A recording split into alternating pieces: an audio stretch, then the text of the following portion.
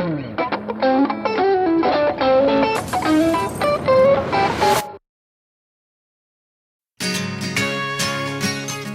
snow cover at Waynesborough Country Club closed the course, but the clubhouse doors stayed open for the Golf Association of Philadelphia's 10th President's Council on March 26th.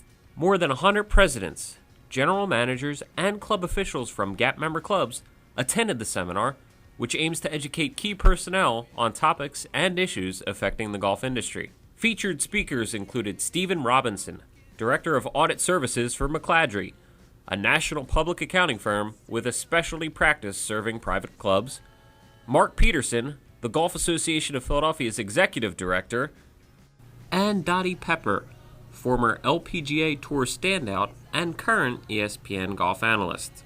Robinson outlined the top 10 success factors, bottom 10 of worst practices, and the top 10 characteristics of top performers in the private club industry.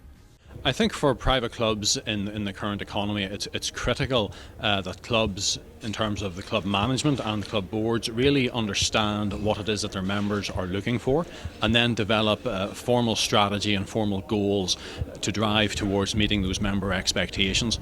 Ultimately, a club's members are going to be the biggest advocates for the club in terms of retaining members and also recruiting new members. And as everyone knows, those are the two key challenges facing the industry at the moment. This year, a pair of new GAP initiatives will focus on growing the game and pace of play. To address the latter, the association will acquire devices known as loggers, Peterson said, and make them available to member clubs. You'll be able to see the timeliness of it. You'll be able to see what they talk about interval time. Should you have 9-minute tee times? Should you have 10-minute tee times? What happens if you have the tees back on the third hole at Marion? Does it really affect the pace that day? Is there a bottleneck somewhere that we can help through data figure it out? Pepper emphasized the importance of getting kids and families involved in golf. Starting a league and promoting the sport's team aspect is one of many options. A, it's developmental.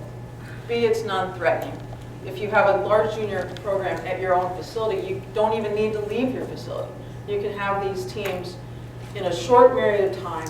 Like I said, it doesn't even need to be the best kids playing.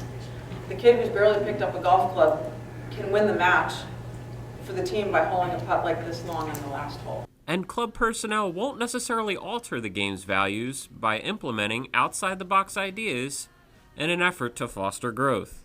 I think we need to respect the traditions of the game, absolutely. But we've got to think a little bit more about where we are and the fact that we're losing 1 million people a year. That's not sustainable. Tuck your shirts in, you've got this amount of time, you've got the space on the golf course, great. But we've got to think a little bit differently. We can't lose as many people just because we're stuck in this little box. For GAP TV, Tony Regina.